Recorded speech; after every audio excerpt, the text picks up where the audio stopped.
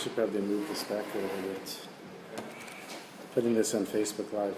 Oh, yeah? Okay. You want me to hold it? Yeah, thank you. Sure. And let me know when you start streaming. I started. Oh, no. Why? What's the big deal? No, it's just... Nobody's going to see you. Be careful what you say. It's on Facebook Live. Be careful what you say. Can you see my face? Okay. There's water here if anyone wants. Yeah, Barak, you have to warn people, people listening now. Why, are you worried?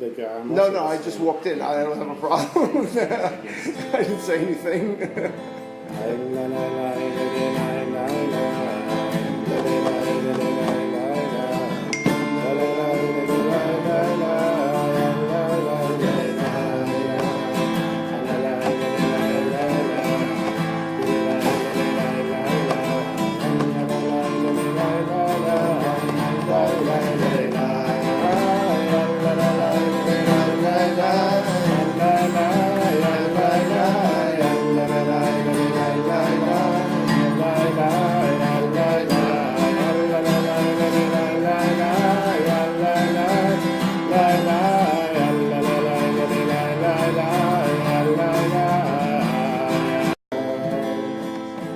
Okay.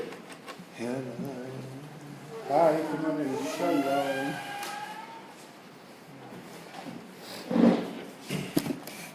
We're just starting. Take a seat. It's some water here.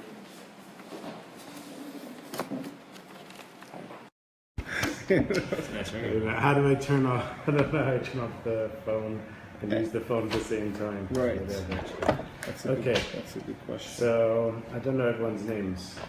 What's your name? Alex. Alex and Barak. It's me. Rafal. I know we met 100 times. Met Shira, who was really sick in the hospital, and they sent him home with this crazy fever. And he had this dream where he went to heaven and came back down, and he had to tell me it was on Shabbos. So he comes over, he said, "You're the first person I can find, I got to tell you my dream." So I worked my way up. I got to the holy heavenly court, and the head of the court was the Lubavitcher Rebbe.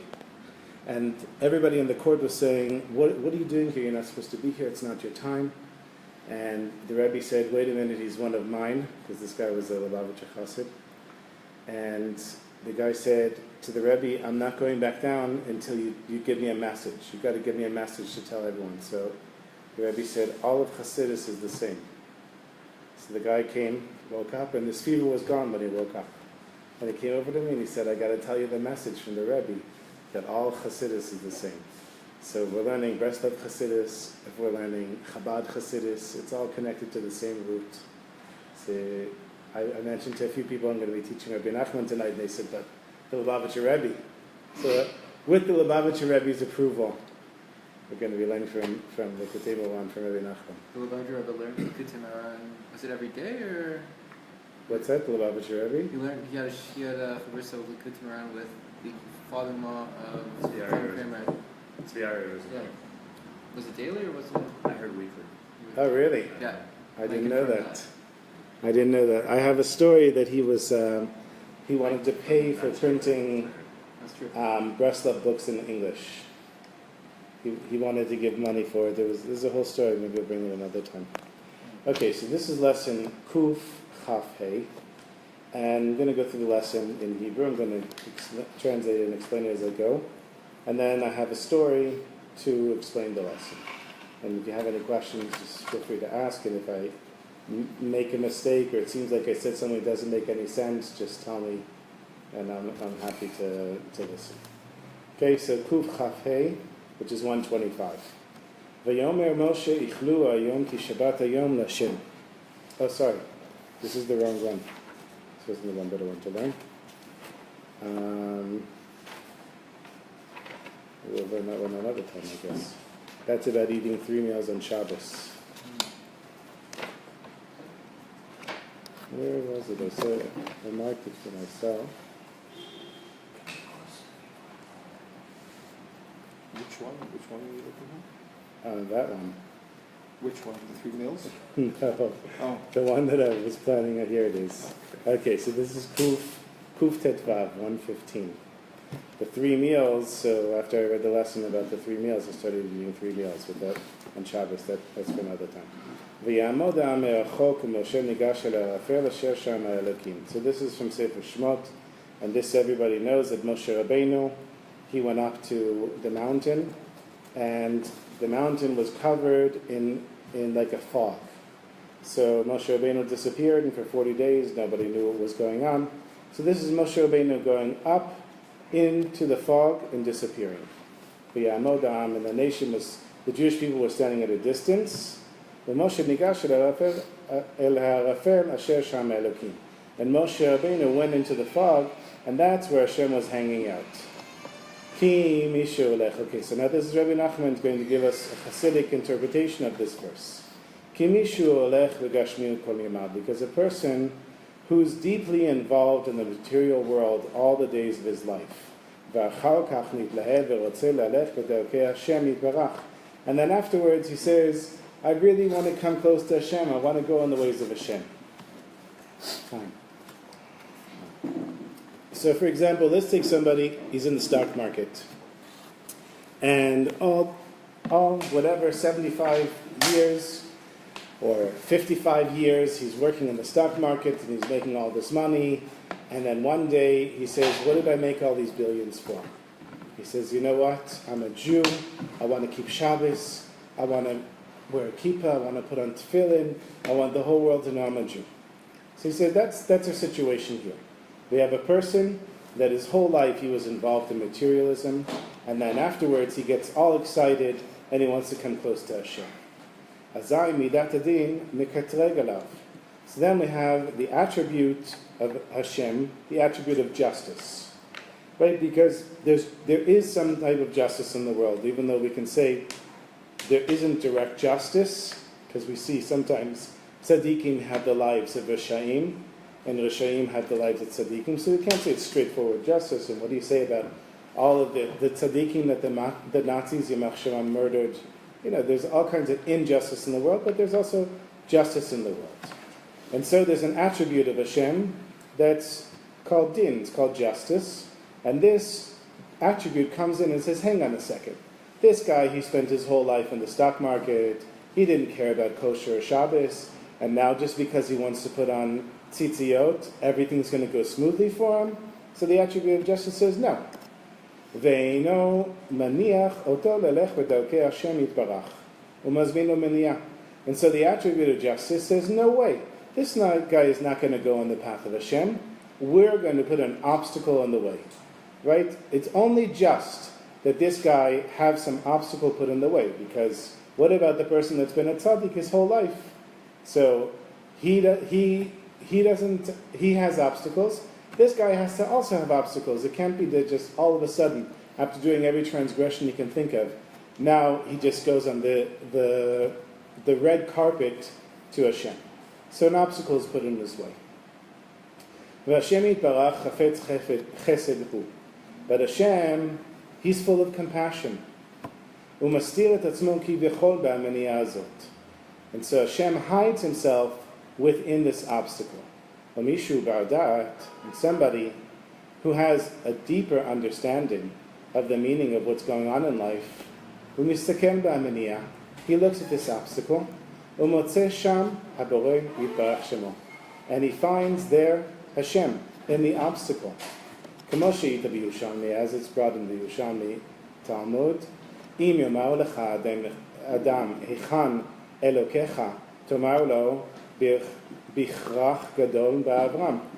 if a person says to you, if a person says to you, where is Hashem? I don't see Hashem in Manhattan. You say, no, he's Davka, he's specifically in Manhattan. He's hiding in all of those things where it seems like Hashem isn't there. Hashem is calling out to you from even the deepest exile. But somebody who doesn't understand this stuff, and he says, I don't see God, there's no God. I don't feel that there's justice in the world, there's no justice. Somebody just, whatever he sees, he's not willing to see beyond. When he encounters this, when he sees an obstacle put in his way, when he wants to do tshuva, when he wants to come close to Hashem, he immediately turns around and runs away. Right? Because, okay, let's say the guy says, I'm going to start keeping Shabbos. And then on Shabbos, whatever little business he had, the whole thing falls apart. Right? He's got some phone systems, and the phone systems collapse, and the internet connection collapses, and the bank shuts down his bank account, and it's all on Shabbos. And he finds out about it, he gets a text message and he looks at his phone and he says, I can't believe I looked at my phone, I'm trying to keep Shabbos, but look, my whole business fell apart. And this is what Hashem does to me when I want to keep Shabbos. He sends me obstacles like this is crazy. And he said, I'm going back to not keeping Shabbos again. He said, in that situation, if a person that isn't willing to look beyond what he sees with his own two eyes, then he's going to see the obstacle, and he's just going to turn around and run away. So we started off with Moshe Rabbeinu going up the mountain into the fog where Hashem was waiting. So the obstacle is the fog. And so Rebbe Nachman, whenever he quotes these things, he always brings in a verse, usually from Tehillim, where he says, or here it's from the Torah, he's going to say, I'm going to prove to you that where the connection is. So when we talk about fog and mist, we're saying that it's darkness, that a person isn't able to see the meaning of the obstacle that's in front of them. It's a certain type of darkness. Choshech hu lashon meniah. So choshech is the same thing as the meniah, as the obstacle. K'moshe katuv, as it's written in Bereshit about the plagues, v'lo chasachta, that you did not hold back. Right? And then choshech, we also know in the plague of choshech, and darkness, it wasn't just black, it wasn't just like you couldn't see anything, it was like a thick mud. It was something that you couldn't move around in, except for the Jews. And this is the meaning of the verse. And the nation stood at a distance. Because when you see this fog, that is when you encounter an obstacle in your life, right away you stand back and you say, how am I going to deal with this problem? Just like the Jewish people were standing at a distance from the mountain, so too when we run into a mountain of an obstacle, we stand back for a second and try to figure out what we're going to do. So Moshe, he represents the holy knowledge of the entire Jewish people. Nigash el Arafel, and Moshe Rabbeinu, he entered into, or he approached the fog, or the obstacle, Asher Sham Elakim. And that's where Hashem, because that's where Hashem was waiting for him. Hainu Elemenia, that is into the obstacle, Sheba Atzma Nistar Hashem Yitbarach. That is to say that Moshe Rabbeinu went straight into the obstacle because he knew that's where Hashem was waiting for him. So we're the nation, right? Moshe Rabbeinu is Moshe Rabbeinu, and we're the nation. So when we run into the obstacle, we keep our distance. But when Moshe Rabbeinu ran into the obstacle, he went straight into the fog. He went straight into the obstacle because he knew that Hashem was waiting for him. Where else is he going to go? He's going to stand and wait. That's where he wants to be, right next to Hashem. But Moshe Rabbeinu is on the deeper, holy knowledge level than the rest of us. Right? Because Hashem spoke directly to him, the Torah came through him. So he's kind of like the water filter for the water that Hashem is sending down. So he's the filter, making sure that we can drink the water. So when he sees the obstacle, he runs straight into it. When I see an obstacle, I usually try to figure out what to do. Okay, so that's the short part. That's the short lesson, and that's this is a lesson in two parts. And this was, of course, written down by Rebbe Nachman, who is Rebbe Nachman's closest follower, and basically the Rebbe after Rebbe Nachman, but not in the name of a Rebbe. Od shemanu bazeh mipi HaKadosh, and we heard a little bit more. This is Rebbe Nachman writing. We heard a little bit more from Rebbe Nachman's holy mouth. Shehosif leve'er inyan hanam, that he added in order to explain the idea that he brought above. מה שהשם יתברך בעצמו מסתיר את עצמו בתוך המניעה. This whole idea that Hashem hides himself within obstacles. V'amar, and he said, כי השם יתברך אוהב משפט. Hashem loves justice. וגם הוא אוהב ישראל, but he also loves the Jewish people. אך אהבתו הוא אוהב את ישראל, היא גדולה יותר מהאהבה שהוא אוהב את המשפט. And the truth is that his love for the Jewish people is greater than his love of justice. Otherwise, any time that the Jewish people would do a transgression, Hashem would just wipe us out. But instead, he sends us obstacles, he sends us problems, but in the end, we see that we're here. Anyone wants proof that God exists? All of us sitting in this room are proof. It makes no logical sense that the Jewish people should survive as a people with our language and names and clothes for all the years and all the oppression, all of the empires that tried to take us down, including the Soviet Empire and the Greeks and the Nazis and everyone, and here we are. It doesn't make any sense. The reason is exactly what Rebbe Nachman said, that Hashem loves the Jewish people more than he loves justice. But it's not straightforward, because we all know that we have obstacles. ועל כן, כשמידת הדין מקטרג על מי שאינו ראוי להתקרב להשם יתברך. So when the attribute of justice comes in and makes a claim against somebody who's not fitting to come close to Hashem, מבלי להניח לכנוס לדרך החיים, without putting an obstacle in the way, to give this person an obstacle that allows them to be on the path of life. To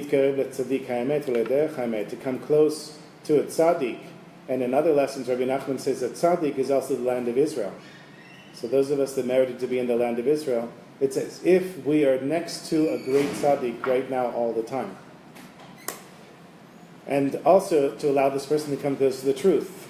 V'Hashem yitbarach hu ohev mishpat. But Hashem, he's just, and he wants justice. You can just bring a chair. There's lots of chairs around. Oh Hashem, I didn't know so many people would come, but I'm very happy you're all here. And there's water. Feel free to take water. Al ken hu yitbarach mukhrach kivechol la'askim la'azmin lo meniot leman'o miderech ha'chaim. So, how does Hashem deal with this problem? How does he deal with wanting justice? But Hashem also loves the Jewish people. Right? Hashem is our father. How does a father deal with wanting his child to grow, but also not bury him under the stress of life? And that's what basically Hashem is saying to us. How does Hashem help us grow, but not put us down so much that we give up altogether? And the way he does it is by putting obstacles in the way. But he hides himself in the obstacle. So he says, the obstacles are custom made for every person. Kafi hara'ui lo lefi ma'asav hara'im. Right? If we did everything right, then we wouldn't get some of the obstacles we get in our life. But we're getting the obstacles in our life. He says, lefi ma'asim hara'im. It's not that everybody's so evil. It's just that everybody gets a custom-made problem for themselves. When we go to the airport and we see the conveyor belt going around with the luggage, we always take our own luggage. Even though somebody else might have much nicer luggage and fancier clothes. And who knows, I mean, maybe if there's a few $1 million in the suitcase, we might want to keep it. But even then, we'd want to give it back. We want our own suitcase, we want our own underwear, and we want our own problems, because that's what's made for us. And if, God forbid, somebody was taken from their situation and put in somebody else's situation, we probably couldn't cope with it, because it wasn't made for us. All of our problems are custom made for us. It's like a custom-made training program so that a person can reach their optimal health. Hashem put us in this world in order for us to reach our optimal spiritual connection. And it's made custom for every person. Al pi hadin v'amishpat, according to judgment and the verdict. Ki hu yitbarach eino yechol lidchot et hadin, because Hashem can't push off the judgment, because Hashem loves justice. So you can't totally give this person a free ride. But because Hashem truly loves the Jewish people, Hi gedolah yoter me'ahava shel hamishpat. And the love of Hashem for the Jewish people is greater than his love for justice, as mentioned above. Ma oseh Hashem yitbarach? What does Hashem do? Hu muchrach kivyochol lahaskim al hamaniyot lemano me'amet. He has to put these obstacles in a person's way. Mechimat hadin v'hamishpat she'alav, according to the judgment or whatever is fitting for this person. Ki'od mishpat kanal, because he loves justice, mentioned above. Aval af al pichen be'amet la'amito rotzeh v'chefzo yitbarach. But the truth of the matter is that Hashem truly desires and wants she'af al pichen yitkerev ha'adam alav yitbarach, that this person will really come close to Hashem. That's the ultimate, that Hashem wants you to want to come close.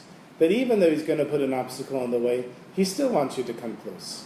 He wants you to say, obstacle? No problem. Another obstacle? No problem. This obstacle, I can't handle. That one is already too much. Hashem, you piled it on way too high.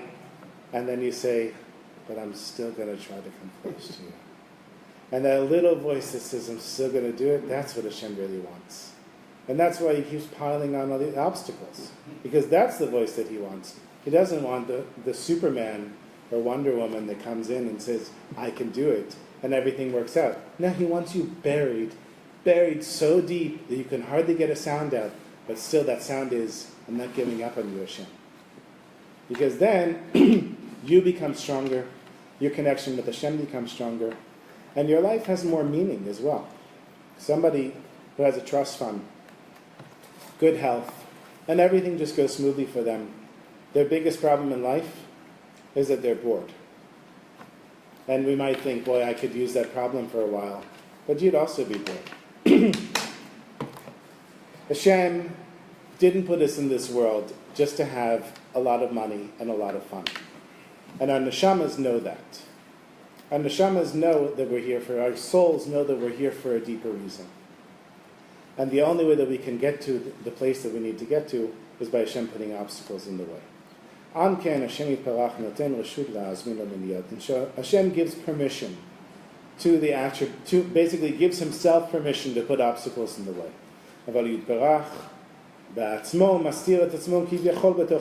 But Hashem says, don't worry, even though I'm putting the obstacles in the way, I'm hiding within the obstacles. And somebody who has da'at, somebody who's learned this lesson, for example. Right, the example is the doctor who smokes doesn't have da'at. You can have knowledge, you can have understanding, but if you don't internalize it, you don't have da'at. So once you know that the obstacles that Hashem is putting in your way are there to help you, then a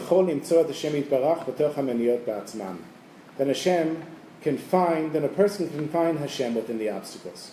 You're not going to find Hashem within the obstacles unless you know that Hashem is waiting for you. Right? If somebody's hiding from me outside the door, and I go out that door, I'll never find him. He'll always be there, but I won't find him. I won't even think to go out that door, or even if it's behind this bookcase, all the more so. It's even more hidden. But once you know this, then you know, okay, you have an obstacle in your life, and you say, Hashem, what am I supposed to get out of this, and how can I get through this? And I need you, Hashem. I can't deal with this overdraft by myself. I can't deal with this health problem by myself. I can't deal with this relationship problem by myself. I need you, Hashem. And that's what Hashem is saying. He's saying, look for me in the obstacle, because I'm there waiting for you.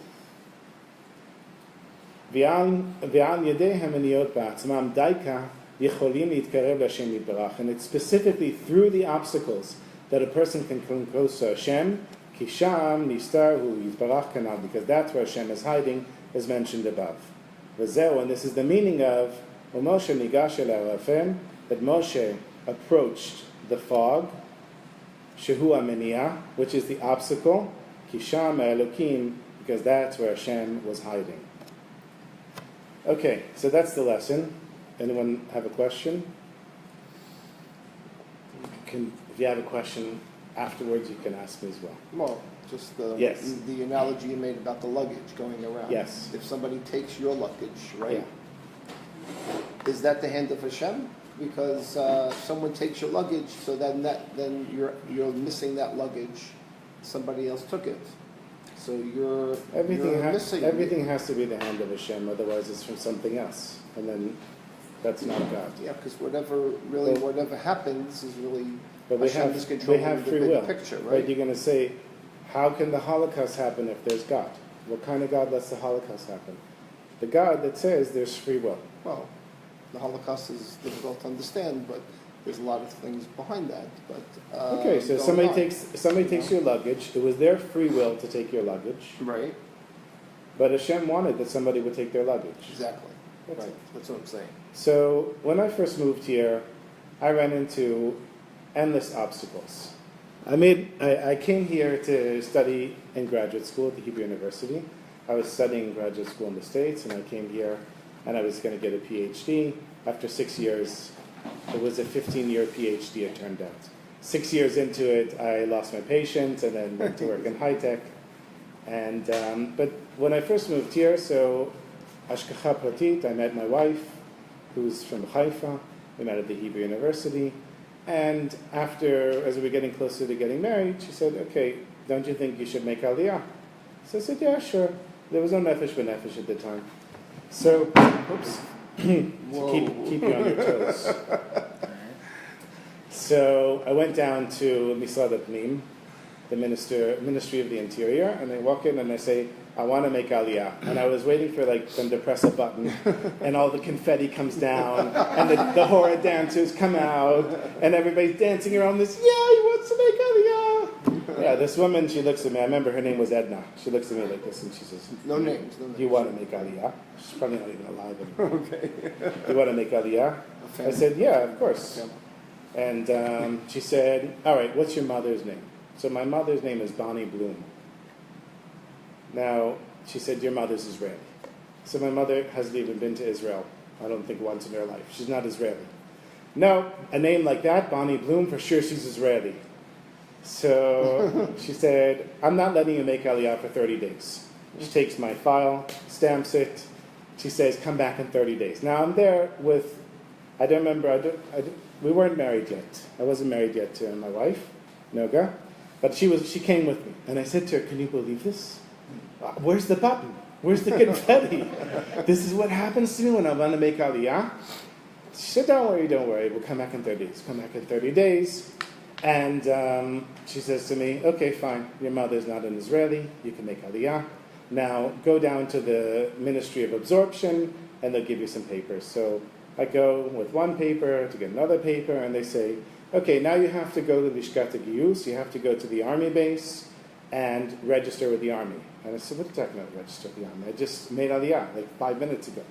They said, yeah, go to the army and register with them. That you make Aliyah. Yeah, so Because you have to serve the God of Israel, that is yeah, the army. the army. I don't think the army is the God of Israel, but You are not Israeli. no. I'm also not American anymore. I'm kind of stuck in the middle. You know, Benjamin Disraeli, who was the Prime Minister of England, I don't know if it was his parents that converted or he converted to Christianity, but he couldn't be a Jew in, it was, I think, the late 1800s. Huh? It was 1800s. Yeah, you couldn't be a Jew. Now you can be a Jew and be the Prime Minister. Back then you couldn't. So the Queen of England, she says to him, are you a Jew or a Christian? And he says, Madam Queen, between the Old Testament and the New Testament, there's a blank white piece of paper, and that's me. So I'm no longer American, and I'm not a native Israeli. I'm kind of the white paper in the passport between, or whatever it is. So I go to the army, and I had planned to visit my parents like 3 weeks later. And they say to me, okay, where's your passport? So I give them my temporary passport from the Ministry of the, what's it called? Ministry of Misrad Klita, that's it. Okay, and they stamp it, the army stamps it, and they say, good, you're not going anywhere now. And I said, what are you talking about? They said, you see this little stamp we put here? You can't leave the country until you go through basic training. I said, basic training? I'm going to 3 weeks to visit my parents. I said, no, you're not going anywhere. So I go back to the university, and I tell some of the professors, and I was studying Islamic studies, so these professors were all intelligence officers, And they said to me, it's a done deal, don't worry, we took care of it. You didn't even do anything yet. I said, it's taken care of. So for 2 years, they delayed my basic training, and I had no problem going in and out of the country. By the time I got into basic training, it was an interesting experience.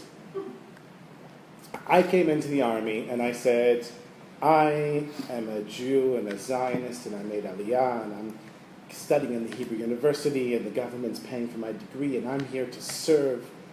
And I was the only person amongst the 180 people in basic training that had this attitude. The rest were all from the Soviet Union, the former Soviet Union, and they looked at the Israeli army and they said, we served in the Red Army. This place is a joke. And they would take their M16s and point them with ammunition at each other's heads and take pictures. And it was like this whole big joke. And at some point I said to one of my officers, how come we're not running? He says, your unit's not allowed to run. I said, what are you talking about? He said, you're in like the lowest, worst unit there is. And there was one guy who was laying on a bunk the whole time. And I said, why doesn't that guy get up? Because he's got a heart condition. He's not allowed to move. So I remember at some point we were near the Gaza border, the base that I was on. And they said, okay, you guys have been trained. And now you're going to do guard duty overnight. And let's go over the procedure. Now we had no training. We went to the shooting range, and we were allowed to shoot 10 bullets. It was really like 9 because the first one was to make sure the gun didn't backfire. And then 9 bullets. I didn't hit the target, but I was trained. So we're sitting there, 180 of us in a chet. That was like, in the army they like to make chets. And like a tet would probably be hard. But a chet works well, everyone gets together. So the head officer, the head officer, he says, okay, with the tet. There you go. So he says, okay, let's go over the procedure. You see a terrorist running towards you, what do you do? So somebody says, you shoot at his legs. Like, okay, you should shoot in the air first. Shoot in the air, then shoot his legs, and whatever, we go through the whole thing. Then he saw that one of these guys wasn't paying attention. So he says, what do you do if a terrorist is running to you? He says, I put that thing on automatic, and I spray till nothing moves. He says, you can't do that. That's against the Geneva Convention. He said, well, what else do you want me to do? Okay, so I'm sitting on this base for like 40 days, and I'm washing dishes because I'm not trained in anything, right? I don't have any skills. I was called an Oved Klali, a general worker. So I said to them, listen, I know Arabic, and I'm an educated person, and I can learn things quickly. They said, yeah, wash the dishes. You can speak Arabic while you're washing the dishes. But don't worry, when we capture a Gazan terrorist, we'll bring him to you. You can interrogate him. And feed him. Yeah. So when I finally got out of basic training, I said to my wife, I really don't know what to do. I came into the army so motivated, and now I have no motivation whatsoever. And then, a year later, I get a letter from the army, and they say, report to Tel HaShomer, which is like the big base in the center of the country. We're going to draft you into one of the reserve units. So I get there, and the craziest thing, I didn't have a uniform, because when I left basic training, they said, give us back the uniform. I get to the base, they said, you can't come without a uniform. So I said, well, what am I supposed to do? I said, I don't know, it's your problem. So we go back and forth. Somehow I get a hold of somebody, and they slip a uniform through the fence. I get dressed behind a tree, and then I go in to the base. And I'm the only one in the room. There's 2 tables, and they say to me, no, come over here. So I go over one of them. He says, what do you like better, tanks or artillery? Like, what do you mean? Like, in what way? He said, okay, you're an artillery. I said, tanks. So I go to that table over there. So the guy says to me, you sure you want to be in tanks? I'm like, I don't know, maybe artillery's better. He's like, look, if a tank gets hit, you're stuck in the tank. Go back to artillery. They need you anyhow.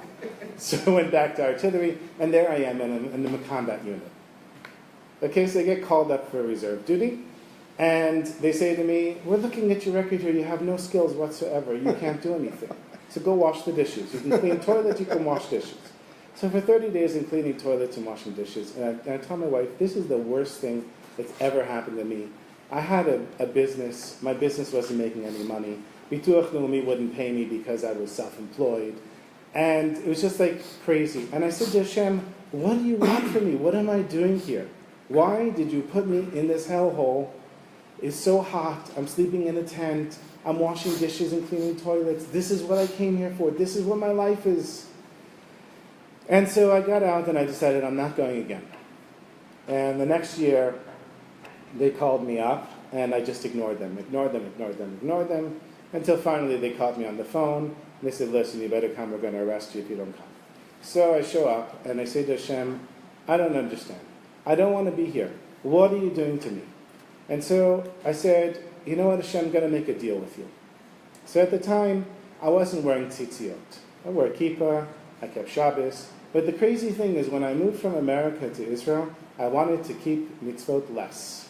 I felt less connected, because there I felt like, it's kind of like, there's all this noise and I'm pushing against the noise. I'm the Jew against this whole non-Jewish world. But here, it doesn't really matter. Nobody seems to care. And like, tzitziot, they're hot, they're annoying, the strings are on my face, get them out of here. So I just stopped wearing them. And I used to lead the davening. I lead the davening here in the shul. I would lead the davening without tzitziot. And I would say to myself, it's terrible. Like, what kind of chazan are you to lead the davening without tzitziot? And here I am in the space, in the middle, I was on Tzilim, in the middle of the desert. And I said, Hashem, you know what, I'm going to make you a deal. I will wear tzitziot only on Shabbos, but I'm going to wear them out. I'm going to wear them outside my clothes. I'm going to wear them mu'udar. I'm going to get the best tzitziot if you get me out of this reserve duty in the next few days. So it didn't take more than a few hours before they called me and they said, Hullman, go home. So what for? They said, we called up too many people. We didn't expect them all to come. Go home. So I come home. My wife says, what are you doing home so early? I said, I got to buy some tzitziot. So that Shabbos, I was so embarrassed because I go from not wearing tzitziot to wearing tzitziot on the outside. But that's the deal that I made with Hashem. So now I had a little trick. The next time I was called up from Miluim, I made a deal with Hashem. I said, I was called up for 30 days, wash dishes, do guard duty, whatever it was. I hardly ever did guard duty. I was mainly washing dishes and cleaning toilets. And I said, okay, there was this guy who called me and he said he wants to learn with me. I'm going to learn with him. Get me out of here. 3 days later, I was home. Every time I made a deal with Hashem, I was home. And so I realized that Hashem put me in the army, not to wash dishes, but in order for me to take these huge leaps forward in coming closer to Hashem that I never could have done without the army. But I only realized that afterwards. And I definitely realized it when I learned this lesson.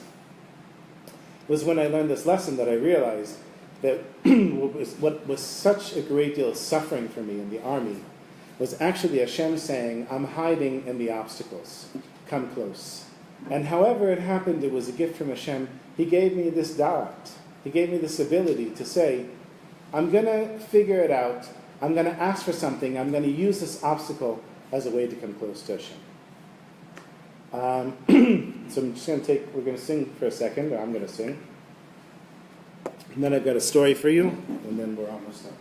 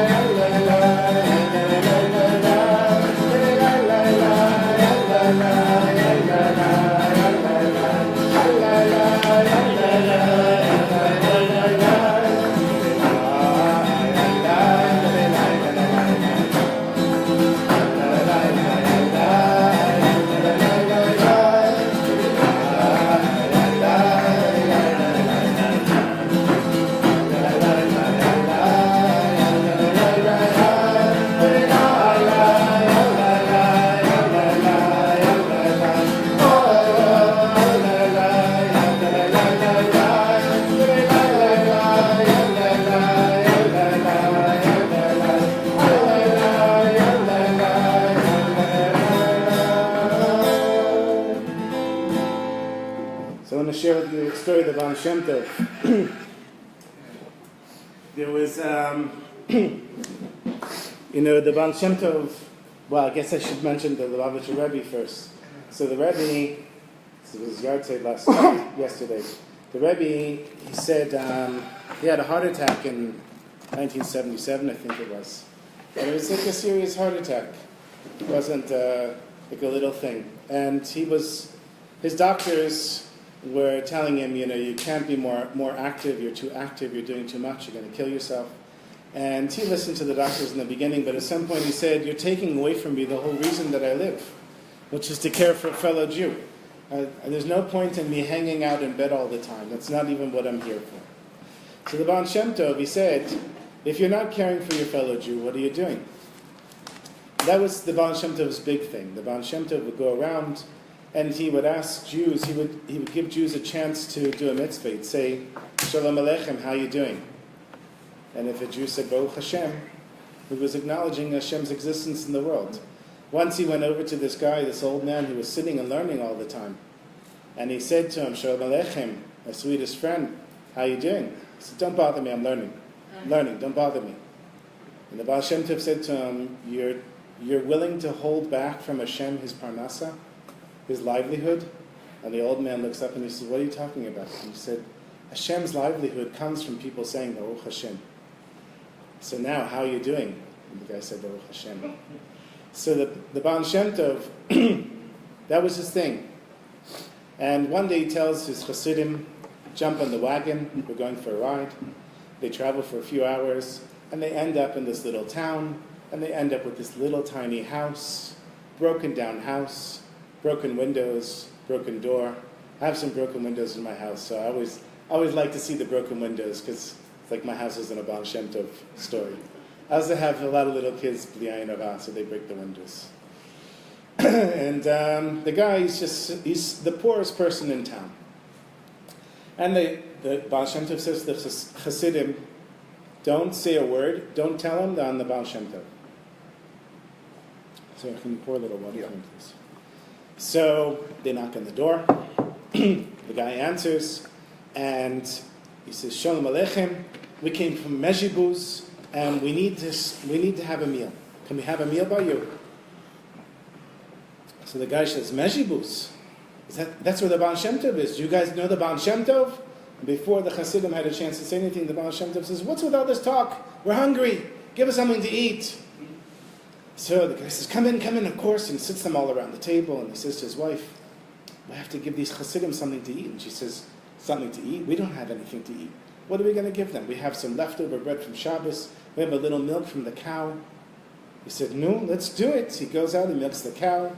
He serves them the milk. He serves them the bread. And the Baal Shem Tov starts eating. The Chassidim, they know this guy is dirt poor. They can't touch the food. The Baal Shem Tov, no problem, drinks down all the milk, eats all the bread. He says, listen, tomorrow night is Shabbos, and we're going to spend Shabbos with you. And here's my menu. He said, I'm going to need for Shabbos the following things. And he gives them a whole list. He says, but before that, tonight we need a big barbecue. We need like a real meal. All of us who traveled from far. So figure it out. Looking forward to the meal. So the guy says to his wife, we got to feed them. And the wife says, feed them what? We have nothing left. He said, we're going to shech the cow. She said, we're going to slaughter the cow, then we won't have anything left. He said, doesn't matter. We have guests, we're going to shech the cow, and Hashem will figure it out. So he shechs the cow, the wife prepares a big barbecue, and somehow puts this huge slab of meat on the table, and the Chassidim, they're not willing to touch it, but the Baal Shem Tov, he's a talented eater, and he eats the entire cow all by himself. Okay, now I've actually seen this in real life. There's a friend of mine who's an older Breslov Chassid who, at third meal, eats absolutely everything on the table. And I tried it once and I got sick. So there must be some level of tzaddikim that can just eat food and it's not even real, I'm not sure. The Baal Shem Tov finishes off the food, and then the guy says to his wife, what are we going to do? I have this whole list of food that we have to buy for Shabbos for the guests. And she said, we're sorry, we don't have anything left. The cow is gone. The milk went with it. We don't have anything left for ourselves. He says, I'm going to sell the house. She said, then what are we going to do? He said, well, I don't know, we'll figure that out after Shabbos. He goes to the bank. He says, listen, I want to sell my house. His house is a wreck. So what does he get? He gets enough money for 3 meals on Shabbos. He buys everything that Baal Shem Tov asked for. 2 different types of fish, and 2 different types of soup, and 3 types of chicken, and whatever. And they have a huge feast. 12 loaves at every meal, loaves of challah, and wine. And it's this enormous feast. And the Chassidim, they can't touch the food with the Baal Shem Tov. He's got the tzaddik's stomach, so everything just kind of goes in, and he eats all the food. Finishes everything off, and the guy says, okay, Shabbos is over, and the Baal Shem Tov says, thank you very much, and by the way, I'm the Baal Shem Tov. And he says this as they're riding off into the sunset. The Chassidim, they don't even want to show their faces, and they don't even want to talk with the Baal Shem Tov after this. They're embarrassed. This is their Rebbe. What kind of fools are they to pick a Rebbe like this? Someone that would abuse a Jew like he did. And this Jew, he says to himself, what am I going to do now? Now I don't have food, I don't have a house, I don't have anything. And he's mamish broken. In the morning, his wife says to him, we're in trouble.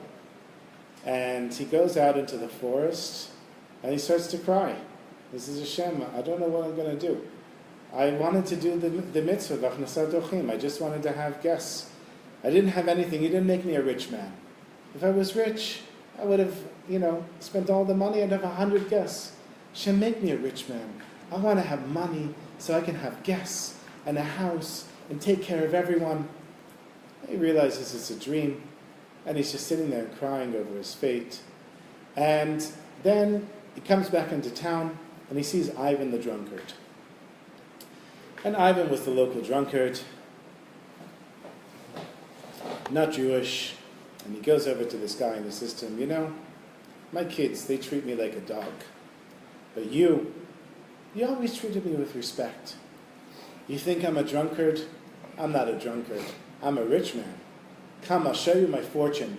And if the day comes when I die, I want you to have it. So he takes him into the forest. He finds a tree, moves a big stone, and there is sitting 1,000 gold coins. He gives him 1 gold coin. He says, here you go. This is for being nice to me. And they cover up the stone. So that's enough to keep him going. And it's not long, a few weeks later, there's a funeral in town, and it's Ivan the drunkard, passed away. So this guy is able to go and take the fortune. It's rightfully his. And he and his wife, they build a beautiful house, and they have guests all the time. And a whole year passes, and they say, wait a minute. This is all thanks to the Baal Shem Tov, and we didn't even thank him. We have to go to Mezhibuz and thank the Baal Shem Tov. So when he comes in, he comes with a carriage and 8 horses, and his children who hardly had any clothes and didn't have any food, they're well fed and they're well dressed, and they come in. The Chassidim don't even recognize this guy. And he says, I'm here to see the Baal Shem. They take him into the Baal Shem, and the Chassidim want to know as well. So the Baal Shem Tov allows the Chassidim to come in. Now, for the whole year, the Chassidim, they were not happy with their Rebbe. But now that they see this guy looking like he did, they know something is going on here. So the Baal Shem Tov says to him, tell me, what happened after I left? He said, I went into the forest and I cried.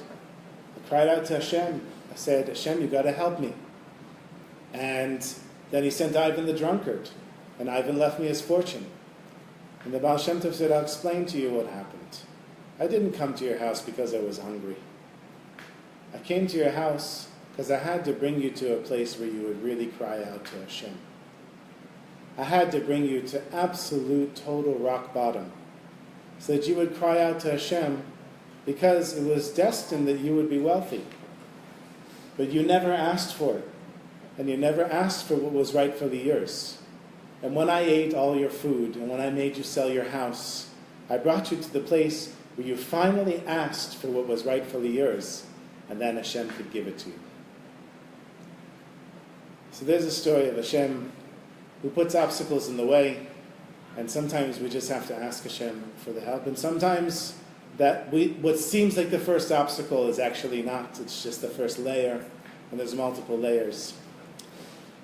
Just to conclude, I'll tell a short story of the Lubavitcher Rebbe, and then everyone's free to go. You're always free to go, whatever you want. I'll just tell you, I have this little box in the middle here. It's you're all welcome to give tzedakah for Hachnasat Ochim, for having guests on Shabbos. Some of you have been to my Shabbos table before, and if not, hopefully some of you will come. Every Shabbos we have guests, and tomorrow morning I'm going to the Shuk to buy for Shabbos, and you're welcome to participate in the mitzvah. So, the Lubavitcher Rebbe, there was a guy who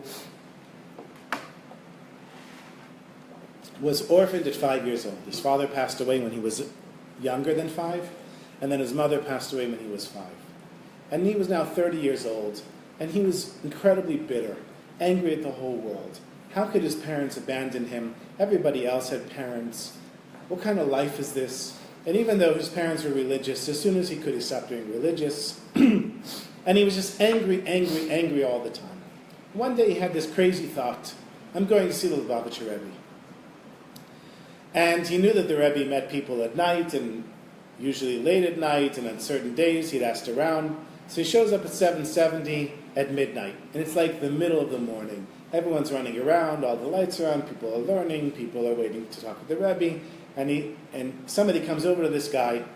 In the story, his name was Joe. I'm sure that it's not his real name, and says, "Shalom Aleichem, what can I do for you?" He says, "The Rebbe." So he says, "Oh, the Rebbe? Here, I'll take you to his office." So he gets to the office. He sees there's people waiting outside. And he says to the guy in front of the line, "I have to see the Rebbe." So the guy in front of the line says, "Listen, I've been waiting months to see the Rebbe." He said, "It's an emergency. I have to see him now. If I don't see him now, I'm going to miss my plane." He didn't have a plane, but, whatever it took to get in. The guy said, "Okay, fine. An emergency, you're going to miss your plane. Fine, you can go in." He said, "It'll just take a minute, like 30 seconds. It's not going to take long." He was going to go to the Rebbe and tell the Rebbe where, basically, to jump in the lake. There's no God. There's no Rebbe. This is all a bunch of nonsense. 30 seconds, all he needed. So the door opens, and the previous person who was in there is walking out backwards, tears in his eyes, and this guy jumps in, and Rabbi Groner, who's the Rebbe's secretary, he sees what's going on, and he's about to grab the guy by the back of his shirt, and the Rebbe gives Rabbi Groner a look and says, "It's okay," and the Rebbe closes the door. So the guy sits down, and the Rebbe sits down, and this guy's sitting there like this, and he decided, I'm not speaking until the Rebbe speaks first. I'm going to make him talk first.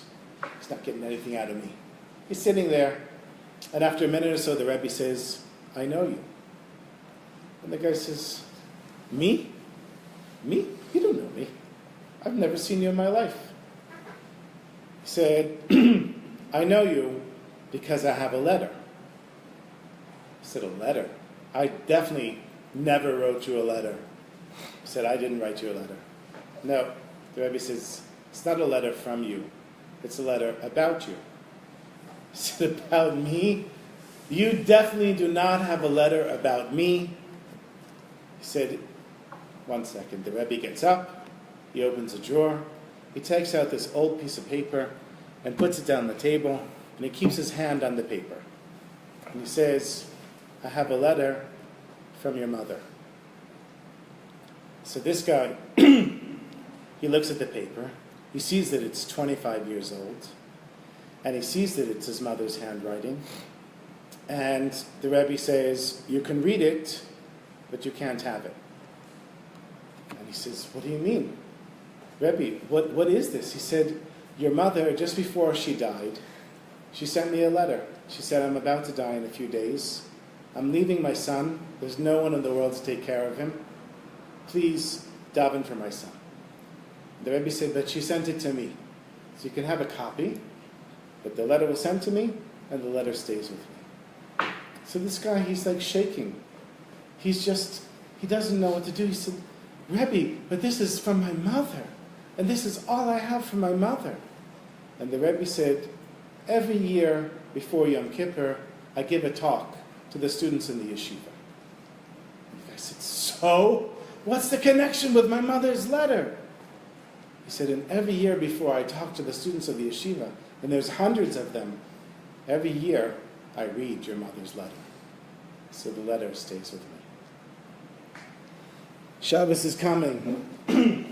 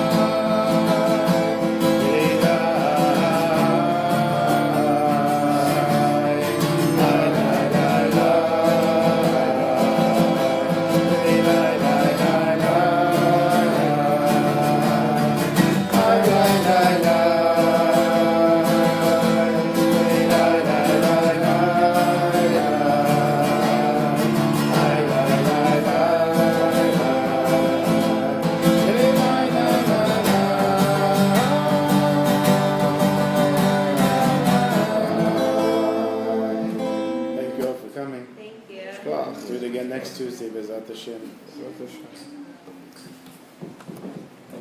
Hey, it's going. What's happening? Are you recording this? I put it on Facebook, and I got to figure out how to stop it. Did anybody